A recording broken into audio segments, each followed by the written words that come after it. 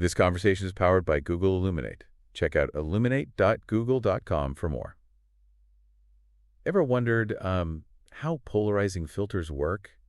It's more than just sunglasses. Exactly. It's all about light waves and how they interact.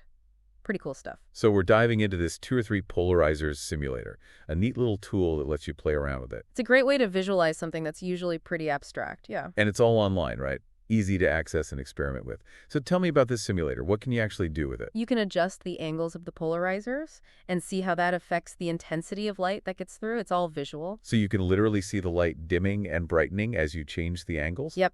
It's really intuitive. You can even add a third polarizer to see what happens. Let's stick with 2 for now. What's the basic principle at play here? With 2 polarizers, the intensity of the light depends on the angle between them. They're completely blocked when perpendicular.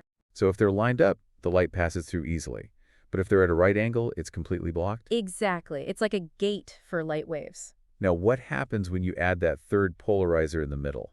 That's where it gets interesting, right? That's the surprising part. Even though you'd think adding another filter would just block more light, it can actually let more light through if you adjust the angles correctly. Wait, so adding a filter can actually increase the light? That sounds counterintuitive. It is. It's a classic demonstration of how polarized light behaves. So the simulator shows you the intensity of the light at each stage, right? Yes, it shows the intensity after each polarizer. You can see how much light is getting through each stage. And it's all based on the angles you set? Precisely. The angles determine how much of the light wave gets through each filter. This simulator was created by Fukun Wan, Fremont Tang, and Lukang, right? Yes, they've made a really useful tool for learning about polarization. It's open source too, isn't it? That's right. It's freely available for anyone to use and learn from. This would be a great tool for teaching, wouldn't it? Absolutely. It's a much more engaging way to learn about polarization than just reading about it in a textbook. It's hands-on, visual, and interactive.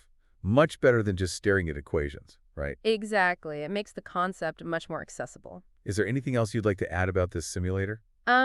It's a simple but powerful tool. It really helps to solidify your understanding of polarization. It's a great starting point for further exploration. Definitely. It sparks curiosity and encourages experimentation. And this isn't just theoretical, right?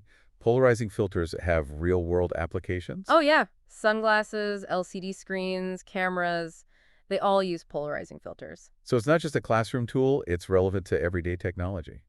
That's cool. And where can people find this simulator? It's hosted on abitofstudy.org. It's easy to find. So a quick search will bring it up. Great resource. This makes me think about the role of simulations in education in general. They're becoming increasingly important. They make abstract concepts much more concrete and easier to grasp.